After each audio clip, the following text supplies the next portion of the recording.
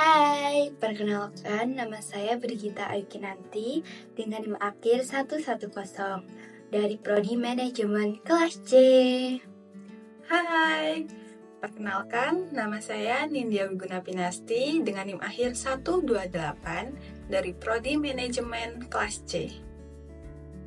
Halo semua, perkenalkan nama saya Salsabila Alia Aulia, biasa dipanggil Salsa dengan NIM akhir 136 dari kelas Manajemen C Angkatan 2023.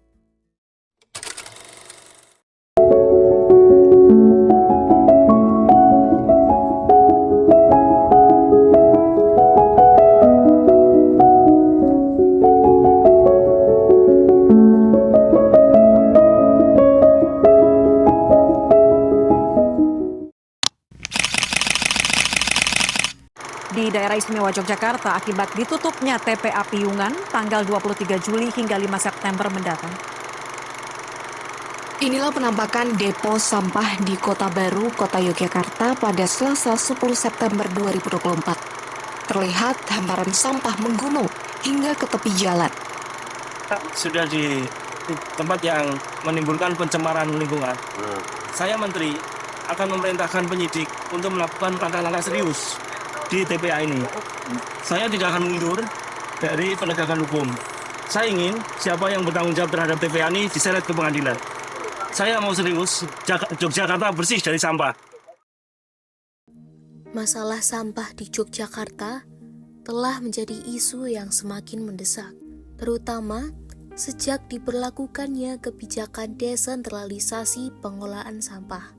Kebijakan ini memaksa setiap kabupaten dan kota untuk mengelola sampah secara mandiri tanpa mengirimkannya ke tempat pemrosesan akhir ataupun TPA yang berada di Piyungan karena telah over kapasitas. Penutupan TPA Piyungan pada Juli tahun 2023 dan pembatasan pengiriman sampah ke sana telah menyebabkan penumpukan sampah di jalan-jalan serta depo-depo yang menciptakan masalah baru bagi pemerintahan kota setempat.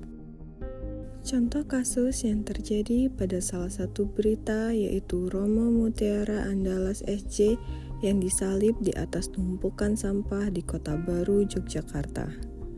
Romo iman Katolik sekaligus dosen pendidikan keagamaan Katolik Fakultas Keguruan Ilmu Pendidikan Universitas Sanata Dharma.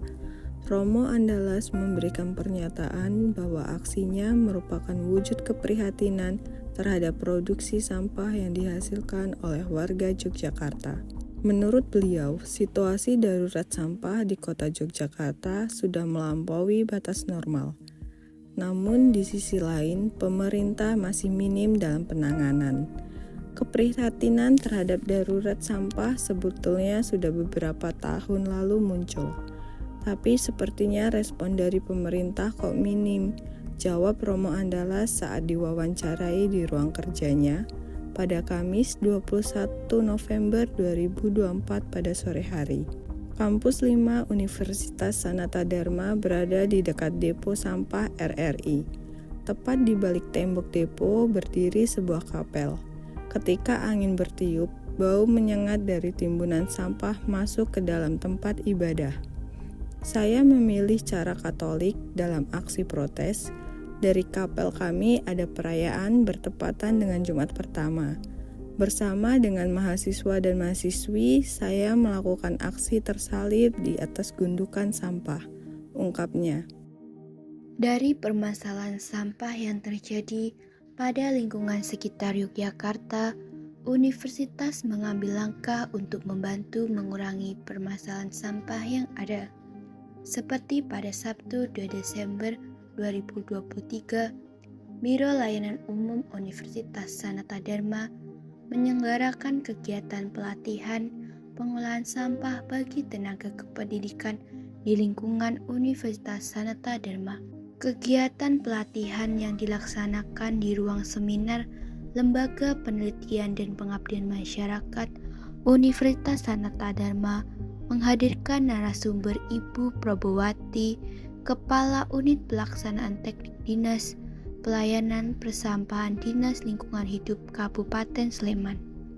Lalu tim pengabdian dari Fakultas Ekonomi Universitas Sanata Dharma bekerja sama dengan pengelola Desa Wisata Purwosari, Kapanewon Girimulyo, Kulon Progo untuk mengelola sampah secara mandiri, menekan produksi sampah yang dihasilkan, sehingga Desa Wisata Purwosari punya daya tarik wisata yang berkelanjutan.